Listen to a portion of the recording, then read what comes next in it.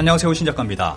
우크라이나 전쟁을 둘러싸고 일본에서는 황당한 일들만 벌어지고 있는 것 같습니다. 이번에는 개입니다. 우크라이나가 독도를 타케시마로, 동해를 일본해로 표기하고 있다는 논란이 나왔고 노컷 뉴스에서 구체적인 내용을 보도했습니다. 반면 이 내용에 반발하는 네티즌들도 있습니다. 누구의 주장이 맞는지 살펴보겠습니다.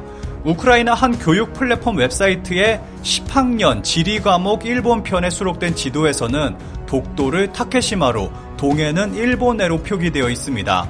뿐만 아니라 독도와 울릉도 사이에 국경선을 뜻하는 점선까지 그어 독도가 일본 영토임을 더욱 명확히 했습니다. 이 사이트는 독립적인 미디어로서 우리가 게시하는 자료는 항상 시의적절하고 객관적이며 검증된 것이라고 소개하고 있습니다. 이것을 두고 어느 네티즌은 이 지도의 원본이 어디인가에 대한 의문을 제시하고 있습니다. 문제의 교육 사이트에서 사용한 지도의 원본을 제공한 사이트에는 아무것도 없는 세계 지도용 레이어를 제공하고 있습니다.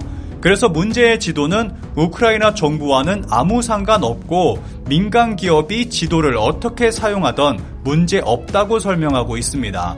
그런데 이 문제점을 지적한 노컷 뉴스는 이 교육 사이트에 우크라이나 교육과학부의 교육과정 사용 승인 표시가 있는 데다가 등록 사용자가 213만 명이 넘는 점으로 볼 때 상당한 공신력과 영향력이 있는 것으로 보인다며 문제 제기를 하고 있습니다. 기사에서는 또 하나의 문제점을 지적하고 있습니다. 우크라이나 정부 부처인 경제개발통상부 사이트에는 독도를 리앙크루로, 동해를 일본해로 표기되어 있습니다. 당연히 일본해는 잘못된 표기임이 확실하고 리앙크루라는 제3자적 시각은 독도가 영유권 분쟁 상태라는 그릇된 인식을 심어줄 가능성도 있다고 전하고 있습니다. CBS 노컷 뉴스는 지난 11일 주한 우크라이나 대사관의 독도 표기 방식에 대한 공식 입장과 함께 독도가 한국 이름으로 표기된 사례를 제시해 줄 것을 요청했지만 일주일 넘게 합당한 답변을 받지 못했다고 전하고 있습니다. 다만 대사관 측은 우크라이나 정부는 국제적으로 인정되는 국경선 범위 안에서 모든 국가의 주권을 존중한다는 입장을 밝혀왔다고 합니다. 우크라이나 대사관은 우크라이나 주요 지명을 러시아식에서 우크라이나식으로 변경해 줄 것을 요구했고 우리는 일주일도 안 되는 시간 안에 정부와 모든 언론은 이를 즉각 수용했습니다. 기사에서는 이러한 부분이 한국 입장에서는 실망스러운 모습이라며 상호 존중에 대해서 이야기하면서 마무리하고 있습니다.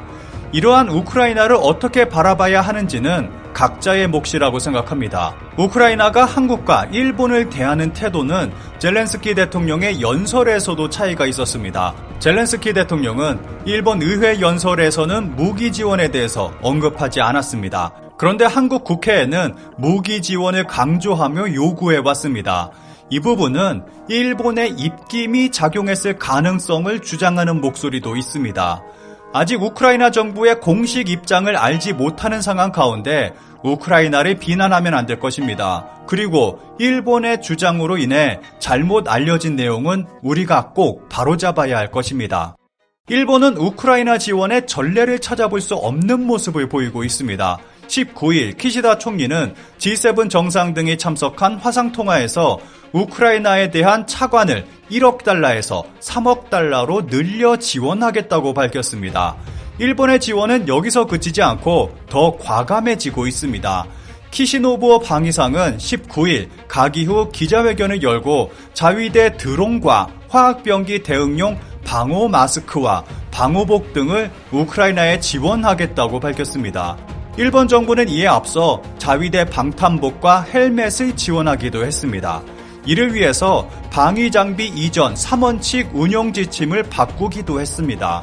일본은 지원물자 수송을 위해 자위대기를 우크라이나나 인근 국가에 보내기로 결정했습니다. 그리고 이번에는 드론과 방호 마스크까지 지원하기로 했습니다. 이 때문에 러시아는 크게 반발하며 일본에게 경고의 메시지를 날리고 있습니다. 아마도 일본 자민당 정부가 노리는 것이 이것이라는 생각이 듭니다. 러시아를 자극해 러시아가 강하게 반발할수록 자민당은 국민들의 지지를 얻기 때문입니다. 이 가운데 일본에 도착한 우크라이나 난민들은 일본의 적극적인 지원을 받고 있습니다. 나고야시는 우크라이나 난민에게 10만엔, 하나 약 100만 원을 지급하기로 결정했습니다. 일본에서 외국인에게 이런 지원을 하는 것은 정말 보기 어려운 모습입니다. 그런데 이런 우크라이나 난민에 대한 지원이 논란이 되고 있습니다. 일본은 해외 동식물 유입에 대해 그 어느 나라보다도 엄격합니다. 개가 일본에 입국할 때 광견병 백신 접종을 증명하는 서류가 없는 경우 백신을 접종한 후 최대 180일간 동물 검역소에 격리해야 합니다. 게다가 이 비용이 무려 54만엔, 하나 약 540만 원이나 합니다. 그런데 이번에 우크라이나 난민들은 사람만 온 것이 아니라 반려견도 함께 들어왔습니다. 우크라이나 난민 펫과 살기 쉽게 특별규칙 적용. 일본 정부는 우크라이나 난민들을 위해서 그 엄격한 동물 입국 규정까지 예외를 두기로 했습니다. 우크라이나 난민들은 광견병 백신 증명서가 없어도 백신을 접종한 후 항체가 기준치를 웃돌면 180일의 격리 조치를 면제받게 됐습니다.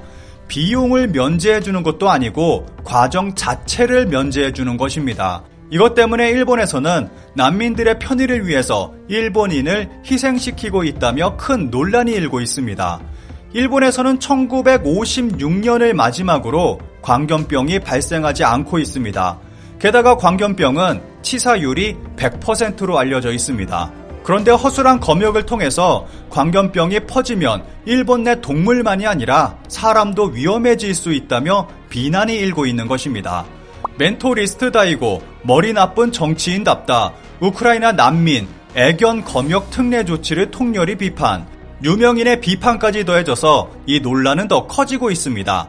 SNS상 논란에 대해 설명. 우크라이나로부터 피난한 개로 광견병의 리스크가 높아지는 일은 없다. 농림수산성.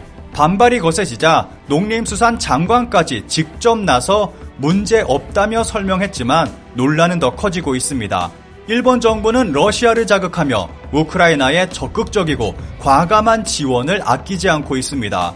그리고 일본에 들어온 우크라이나 난민들에게는 거의 모든 것에 예외를 적용하고 있습니다. 유례를 찾아볼 수 없는 이런 일본 정부의 행동에 어떤 의도가 숨어 있는지는 생각해봐야 할 것입니다. 치사율 100%인 감염병 방역에 특례를 만들지 말아라. 일본 국민에게 있어서 불이익만 즉단하는 똥정권 빨리 퇴임해라. 오랜 노력으로 광견병 예방법 청정국이 된 거다. 일본은 사람의 목숨만이 아니라 개, 고양이 등 일본에서 생활하는 모든 생명을 지키기 위해서라도 이렇게 안이하게 광견병 검역을 면제해서는 안 된다. 여기는 일본입니다. 일본의 룰에 따라서 특례 같은 것은 없도록 해주었으면 한다. 국민의 목숨을 뭐라고 생각하는 거야? 야, 장난하냐? 광견병의 무서움을 모르는 거냐? 이런 무서운 병의 특례라니. 일본인과 일본에서 행복하게 사는 개들까지 희생될 수 있다고. 일본에서 살 거면 일본의 규칙을 지키게 해라.